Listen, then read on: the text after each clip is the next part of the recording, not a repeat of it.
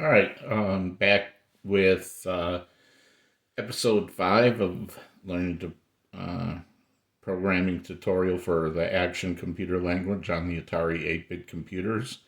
Um, I would definitely recommend that you watch the previous videos before this one, especially the one that came right before this, because I'm going to talk about this routine here that we wrote in the last video to read a joystick and why we did some things a certain way. So we're going to go over that again a little bit today. So I don't know if people have actually looked on GitHub where I put the code up in between the videos, but if you do, you'll notice the one that the code for this that's up on GitHub is slightly different, and we'll talk about that right now. So what the main program here, again, just to remember, was set the color of the screen to black. Then we go into a loop that will last until they either press the start key or press the trigger on the joystick. And there's one procedure in this main function that prints the stick position. And so here is the routine that prints the stick position.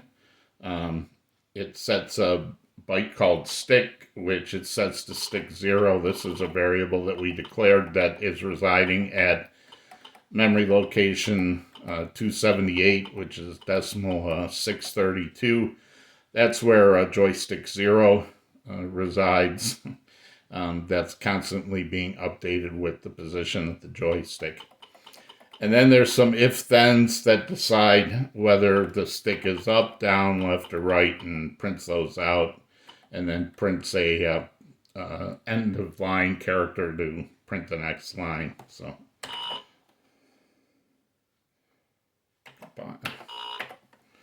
just to show again what this does. So depending on where the joystick is, until I press the trigger. Now, this is not a very useful procedure as it is right now, because it only reads stick 0. We can make this better by using parameters, which we talked about in the last video. So if I take this out of here and take this out and add this, then I can pass stick 0, I could pass stick 1. If you have the 400, 800, you could pass stick 2 or 3.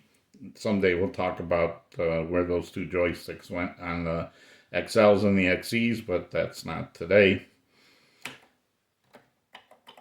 So down here I need to add a parameter. So one thing I will tell you about Action that you will not find in the Action manual, at least I didn't find it anywhere, but you cannot pass functions or procedures as parameters. So I can't do this. Well, I wouldn't want to do that. This, I can't do this. I'll get a compiler error.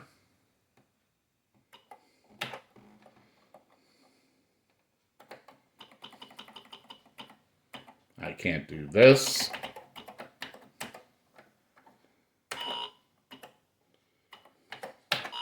I'll get a compiler error.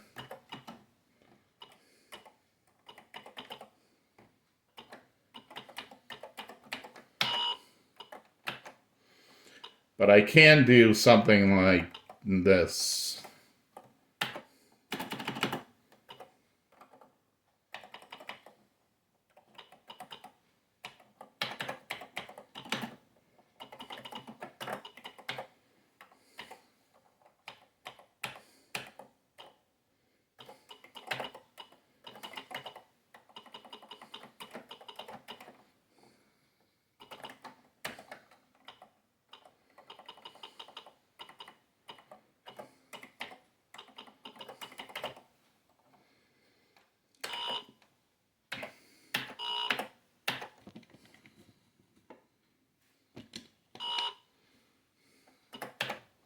So you can see you cannot pass functions or procedures as parameters.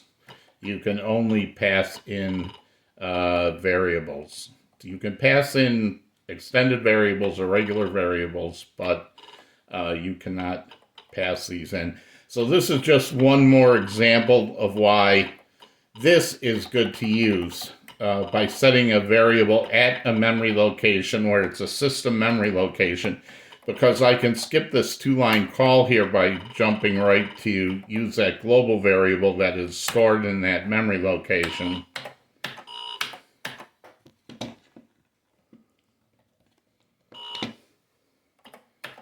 So you can see by setting this to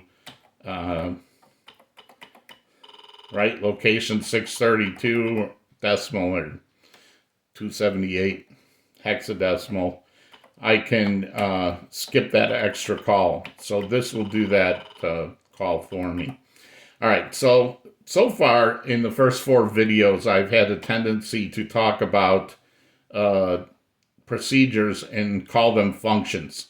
They're not functions. Everything we've seen so far, at least that I've written, has been a procedure. But we are going to talk about functions now. So functions are a lot like procedures with a couple differences.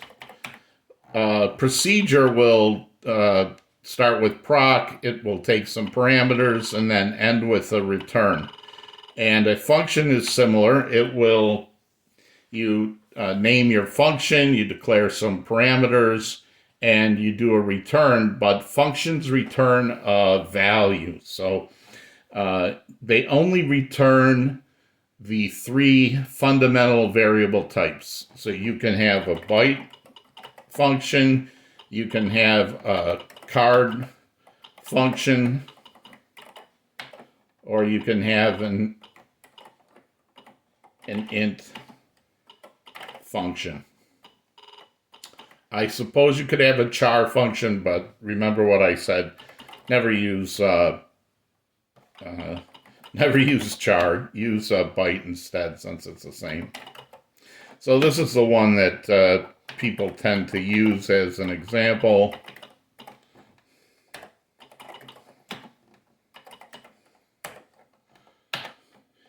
And you could have some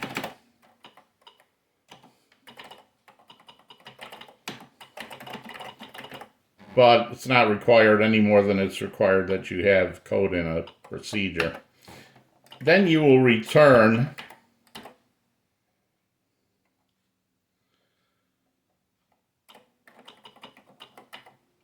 some value. Now this value is going to be what Action declares as an arithmetic expression. So we're going to talk about expressions in a minute, but think of it this way. An arithmetic expression is anything that will eventually resolve down into a number. In this case specifically, down into a card value. So for square, we can just say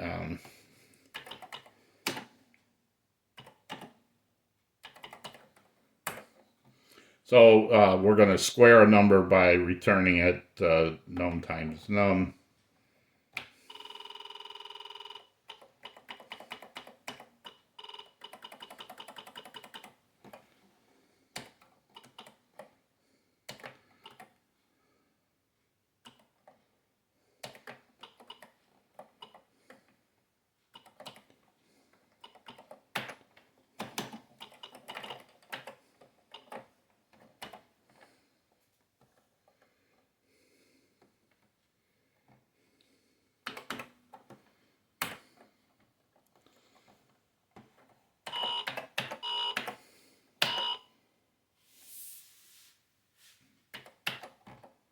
Oh.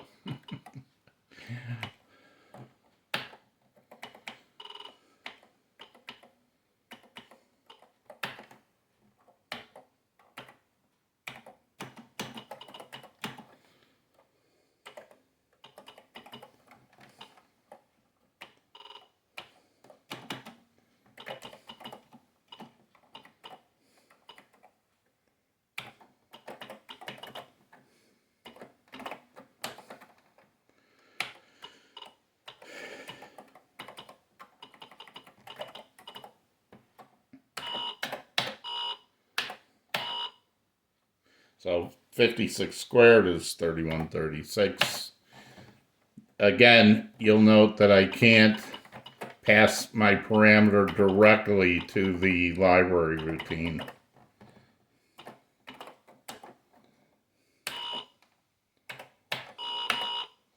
I will get a compiler error. So you cannot pass functions or procedures to other functions. So poke is a function or a procedure because you give it a couple parameters and it does some stuff and then returns to you. Peek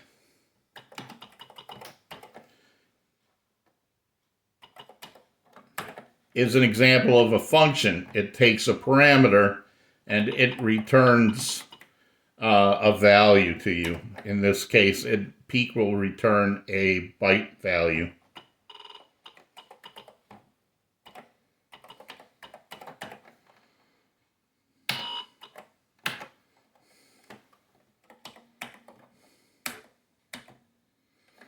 So far, everything we've worked here has been with byte variables. But we're going to talk about memory addresses now. Memory addresses are 2 bytes stored in a low byte and a high byte in that order. So if I have a memory address of like, if I had a memory address of this,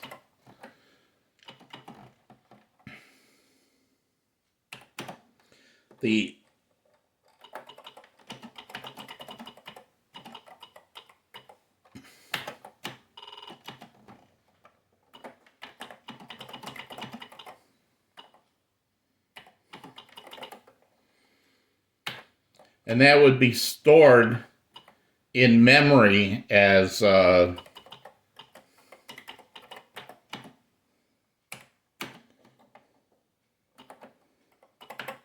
low byte first.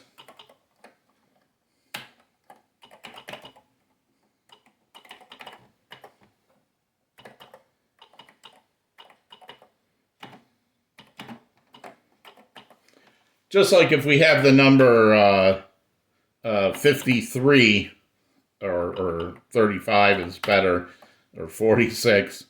6 is larger than 4, but 4 is the significant digit because that 4 in the second position represents 40, and this 6 only represents 6 ones. This is 4 tens, and this is 6 ones. So how memory is stored in the computer is always low byte first, and then high byte. There are times when you want to get the address, say, of screen memory, or you want to get the address of the display list. Screen memory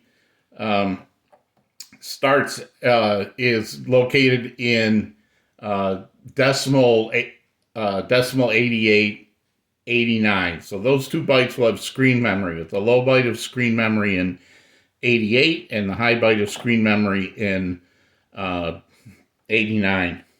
If you've used assembly language or you've used BASIC before, you've probably seen something like this where it says screen memory equals peek, what's in 88 plus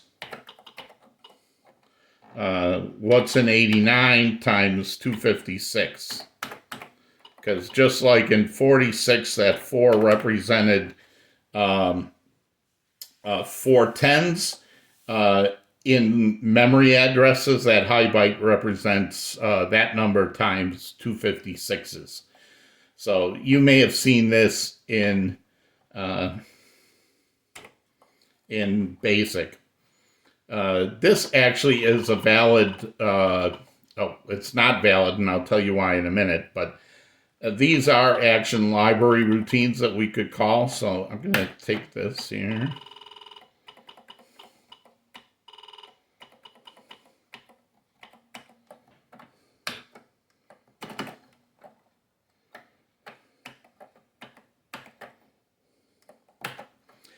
All right, so there's something else.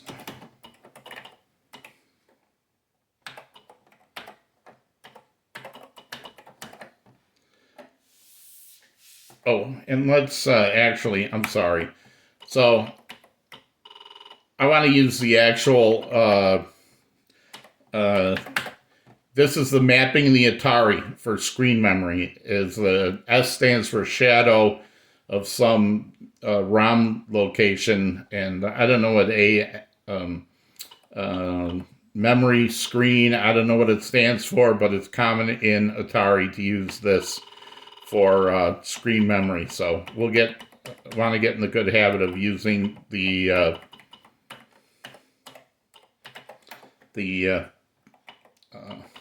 values from mapping the Atari, so you learn faster the memory addresses. All right, this will not work in action. Again, 17, by the way, means bad expression. And here's what I found out about action that they do not, again, list anywhere in the manual that I have ever found, is that action will not let you. Now, we talked about expressions or arithmetic expressions. An expression is basically an operand, which is some value. So here's two values and operators. So this plus sign is an operator and multiplication is an operator. And action will do these in the proper format. It will say multiplication is more important than addition, so it will do this multiplication. But here's the thing about action. It does not let you put two function calls in one expression. Don't ask me why.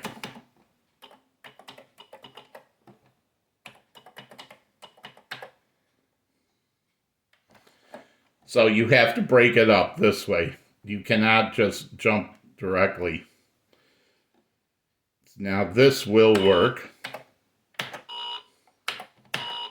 And that tells me where screen memory is located. So this is how you would do it on the old Atari Basic, where you take one address and multiply the next address times 256, and then that would get you the value.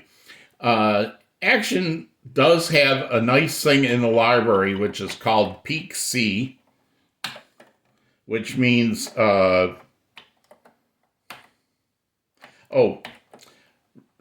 this is one way to do this. By the way, remember, save equals save plus this. Remember, in action, I could also do it this way, equals plus. So this would be the same. So if I change this back for a second. So that works as well. So remember, if I'm incrementing the same thing, this is where you can use the equal is the same as saying this equals the same thing plus whatever you're adding. Anyway, I was going to say action has a library routine called peak C, which will do that for you. It will look at a memory location, and it's peak C means it's a function that takes a byte value and returns a card memory address. So it does this lookup of what's in 88 and 256 times what's in 89 and adds them together and does it for you. So you can see that this will also work. But the even better way to do it is to do it the same way we did this for the joystick. Is up here we can say, hey, this is located at memory location 88. This card value is located at location 88. And because it's a card value, a 2-byte value, action knows that when I call it, I mean, give me the value in 88 plus 256 times the value in 89. So this works as well.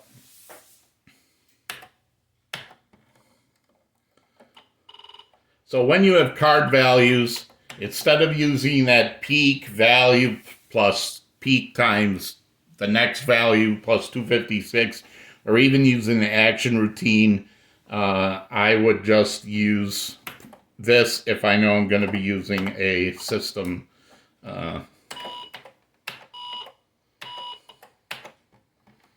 So you can declare these just as well as you can.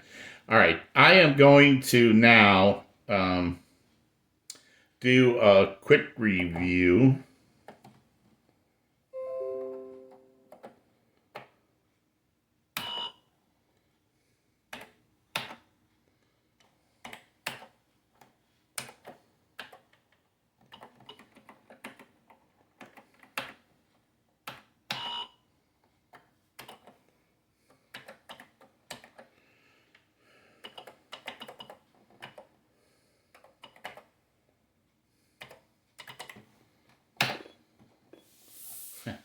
Action, again, you can use it as a word processor. So for the last few minutes, I want to review some things. So these are the action keywords that we've covered so far in previous videos. Procedure with parameters and return.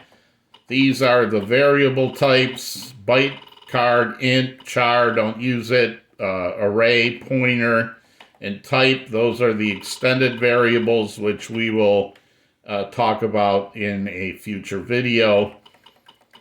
If you say byte variable equals something, then you are storing the variable at that address. If you want to actually initialize it with the value, you put it in brackets. This is our if-then logic. We have if, all the if blocks end with fi. Every if needs a then. These else's and else ifs are optional. If you use a else if, you'll need another then. These are our looping controls. So you start with a do and you end with an OD. The while condition would go outside the loop. Until condition or exit would go inside the loop. That's why I've listed them here. I'll upload these to the GitHub at some point this week as well. Then we have our for loops. So we have for some variable value to some other variable value with a step. And then we have, these are what we call relational operators. So they do a comparison between two values. So in a relational expression, you have operator and operator, or operator equal. Again, remember in action, the pound means not equal. So 3 not equal 4. Okay. So in action, the pound key is not equal. This is also not equal. You can use whichever one seems more favorable to you. There is greater than, less than, greater than equal to, less than equal to. If you put a minus in front of a number, it's the negative sign. This will get the highest priority in action when it's evaluating expressions. This is a plus, so adding two numbers. The minus here would be a subtraction. So just like the equal sign can be used for 3 different things, it can be used to assign a location to a memory thing, declare a variable at a memory location. You can assign a value with it, or you can use it to check equality. The minus sign is also used for both negative and subtraction. The asterisk is multiplication. And there are two division operations for action. Action has no floating point math. I think I'd meant to say this for the first 4 videos, and I never did. But it does not have floating point math. It only has integer math. So there is floating point arithmetic in the action toolkit, which is a supplemental disc you can get, but you'll never really need to use anything you'd want to write with floating point precision. I wouldn't write it in action anyway, so you don't have floating point. Anyway, this will be division with no remainders, and mod will give you the modulus, which means the remainder. So if I did like 5 divided by 3, the answer would be 1, because 3 only goes into 5 once. If I did 5 mod 3, the answer would be 2, because after I divide 3 into 5, the remainder would be 2.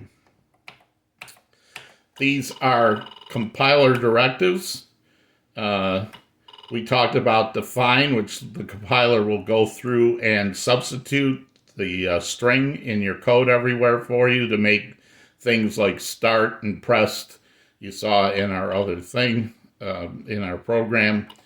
Module lets you declare new global variables midway through. It's most often used with include. We'll get back to why you would want to use include in module later. And set is a compiler directive that is sort of a combination of these two things here.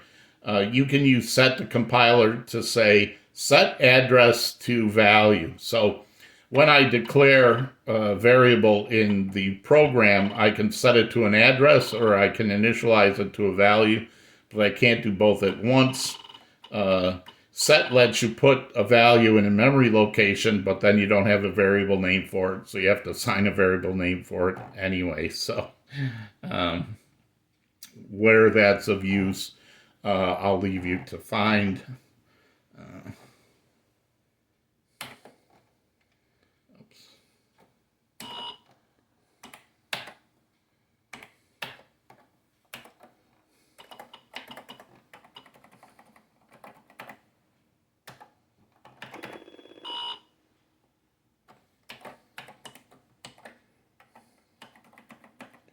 What? I'm having trouble with my backspace key.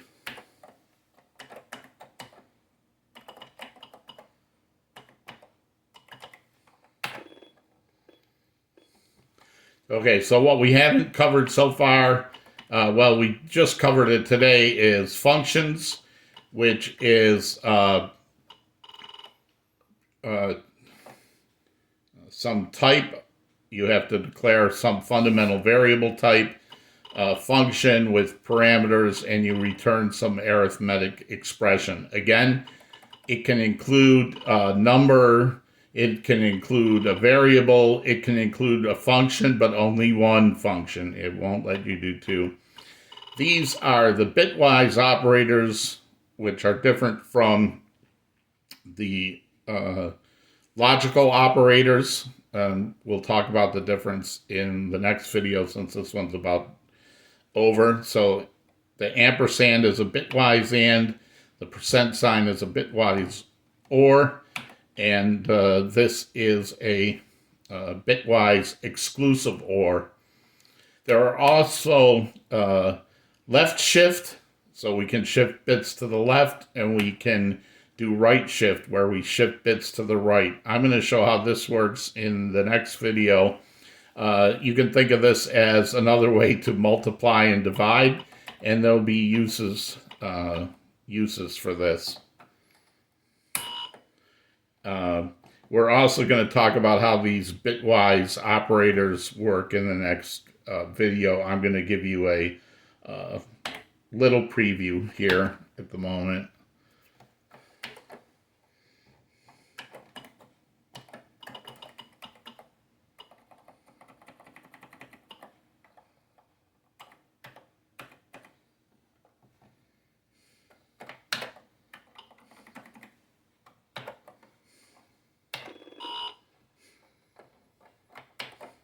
I'm going to have to look into why that's not working.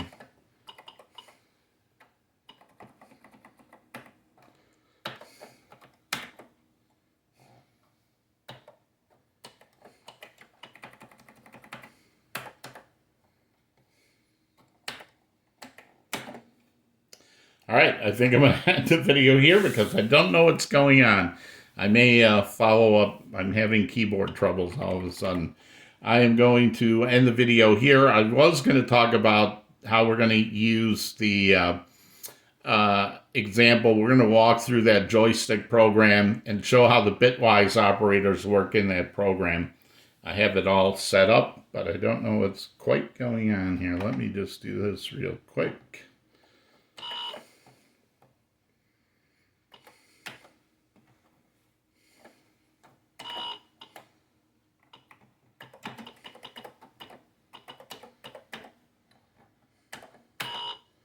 I'm going to show you, I am going to show you this quickly. So this is the option menu. I just hit system reset to get out of there. We're going to actually use the window option here. I'm going to set this window one size of 10 just to show you what you can do. Please work for me.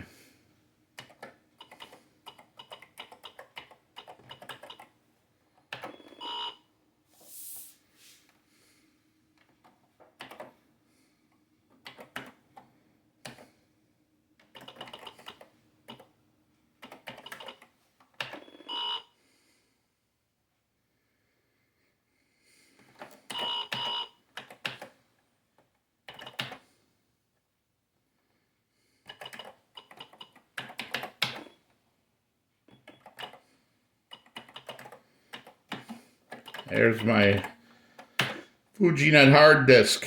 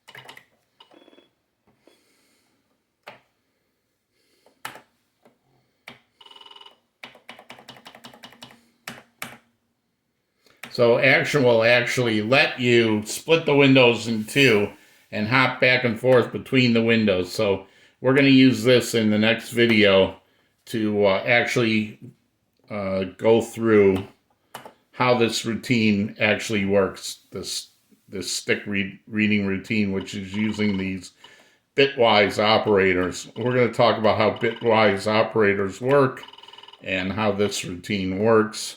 I know that might not be the most exciting topic, but it will be of use in the future if you know how to manipulate the bits and bytes in your Atari. So, sorry this video ran a little long, and I don't know what happened with my keyboard there for a while, but hopefully you stuck with it to the end. Thanks. Bye.